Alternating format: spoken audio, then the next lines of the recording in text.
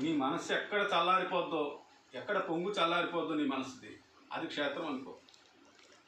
నీ మనస్సు పొంగుతూ ఉన్న అగ్నిపర్వతం లాంటిది, దానికి ఎప్పుడు పొంగుతూనే ఉంటుంది. అది చంటి కూరవాళ్ళు అడిగి ముసలముండని బట్టి ముక్కు చెవులు కోసి కళ్ళలోన 2 ముండ్లు వచ్చి పాడు నూతులు తోసి పైన బండేరా విశ్వధాభిరామ వినలేమన్నాడు. నీకు సంసారం లేదని ఎవరు చెప్పాడు? మనస్సు బుద్ధి 2 భార్యలు ఉన్నారు.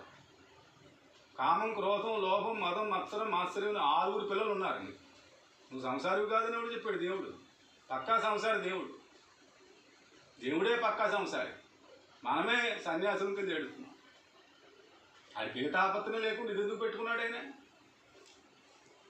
దేవుడికి పెళ్ళిళ్ళు లేవు, పిల్లలు లేరు ఎవరు చెప్పారా? మనందరూ పిల్లలమే. ఈ మహాయితమైన నాటకం మాయే భార్య. ఆత్మాత్మం గిరిజామతి సహచర ప్రాణా శరీరం గృహం పూజితే విశ్వభుగర్షణ నిద్రా సమాధి స్థితి ఏకాకిని భూమరూప నిద్వైత్వా ద్వైతవర్జిత శివదూతి శివారాధ్య శివమూర్తి శివంకరిని వ్యాసుడు ఖచ్చితంగా చెప్పాడు. శివదూతి శివారాధ్య శివమూర్తి శివంకరి, ఈశ్వరుని కూడా తయారు చేయగలదు ఆవిడ. కొత్తగా కావచ్చు ఇంకో కొత్త ఈశ్వరుని తయారు చేసి పాత ఈశ్వరుడు తుప్పల్లో విసిరేయగలదు. శక్తి ఏంటి? శక్తి. శివమూర్తి శివదూతి.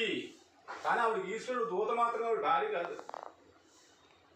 శివదూతి శివారాధ్య ఈశ్వరునే పూజ చేస్తావు. ఒక మూర్తిని పెట్టుకుంది అంతే.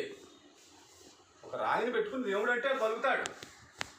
దానికి ఏం అక్కర్లేదు. ఒక రాయిని పెట్టుకుని ఇదే దేవుడు అనుకో, పలుకుతాడు. అది దేవుడు కాదని నీకు తోచినప్పుడు మామూలు చెక్కిన విగ్రహం దగ్గరికి వెళ్ళినా సరే, నీకు ప్రాణ ప్రతిష్ఠ చేసిన విగ్రహం దగ్గరికి వెళ్ళినా సరే దేవుడు అనిపించింది. అనుకోవాలి, దేవుడు అనుకుంటేనే ఉంది ప్రపంచం. దేవుడు లేదు, అదేమీ కాదని నువ్వు అనుకున్నావు అనుకో, ఇంకంతే. ఏ దేవుడు నిన్ను బాగు చేయలేదు. దేవుడు అంటే ఏంటి? ఎకలాంటి కోడి బ్రహ్మాండం అంతా కలిపి దేవుడు. దేవుడికి ఒక ప్రత్యేకంగా గది కడతారు మీరు.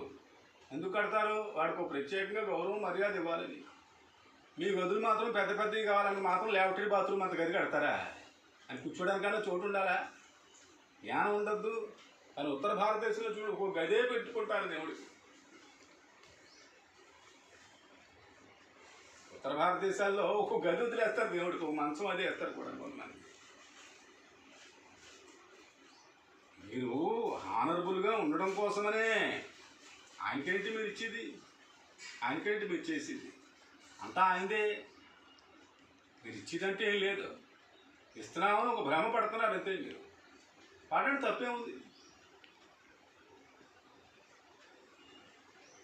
నిజానికి ఆయనే అందరికీ పెట్టి దాత. విశ్వదాత ఎవరో? విశ్వకర్మ. విశ్వాన్ని తయారు చేసిన కర్మ ఆయన పట్టుకుంది. నేను ఎందుకు తయారు చేశాను బాబు అని తల పట్టుకుంటాడు. వ్యధవులు తయారు చేశాను అనుకుంటున్నాడు ఆయన. 4 పిల్లల్లో 2 పిల్లలు మొండి వ్యధవులు ఉంటారు. మరి అందరూ మంచివాళ్ళు ఉంటారు కదా. అలాగే ఆయన సృష్టిలో కొంతమంది తిక్కనా కొడుకులు ఉంటారు. మరి దానికి ఏం చేయగలడు? మరి ఆయన పిల్లలే కదా ఆయన. మహిషాసురుడు ఆయన కొడుకే, గజాసురుడు ఆయన కొడుకే. గజాసురుడు ఏం చేశాడంటే ఈశ్వరుని కడుపులో దాచుకున్నాడు. ప్రాణం కంటే ఎక్కువగా చూసుకున్నాడు. తర్వాత మరి తప్పగా బయటకు వచ్చేసిన తర్వాత ఏడిచాడు గజాసురుడు. నిన్ను కొడుకులా చూసుకున్నాను, నేను కన్న తల్లిలా చూసుకున్నాను, నన్ను చంపుకుని వెళ్ళిపోతున్నావా? నాకంటే మంచి చోటు దొరుకుతుందా అని అడిగాడు. అంటే ఏం చేశాడు తెలిసిన దానికి ఒక వారం ఇచ్చాడు ఆయన. ఎప్పుడు నా దగ్గరే ఉంటామని తల తీసి పెట్టుకున్నాడు. అదే వినాయకుడు అవతారం. వినాయకుడు అవతారానికి అర్థం ఏంటి? ఆ గజాసురుడు తాలే పట్టుకొచ్చి పెట్టాడు వినాయకుడికి. కొడుకు పెట్టుకున్నాడు. చేత మనం అర్థం చేసుకోగలిగితే దైవత్వం ఎంతో సుందరంగా ఉంటుంది, ఎంతో మధురమైంది. అది ఆక్రమించిన కావ్యం ప్రపంచంలో ఏదీ లేదు. దైవాంశని మనం తెలుసుకోగలిగితే అదే క్లాస్. ఇవన్నీ మాస్. ఈ క్లాస్గా ఏమైనా ఉందంటే మంచిది అనిపించి, నాగరికత ఏమైనా ఉందనిపిస్తే ఇంకెంతకంటే నాగరికత చెప్పని వీళ్ళు అనుభవించిన నాగరికత కాదు. మనిషి గౌరవించలేదని నాగరికత అంటే బొక్క పొందా. నాగరికత అంటే మనిషిని గౌరవించడమే. మనిషిగా గౌరవించలేమని దేవుడిని గౌరవించలేమని చెప్పారు దేవుడు. నా ఫిలాసఫీ అదే. మనిషిగా గౌరవించలేనివాడు దేవుడిని గౌరవించలేడు. ముందు మనిషిని గౌరవించడం నేర్చుకో, దేవుడి మాట తర్వాత చూద్దాం. అంటే మీరు జాగ్రత్తగా ఉండాలి అని చెప్పి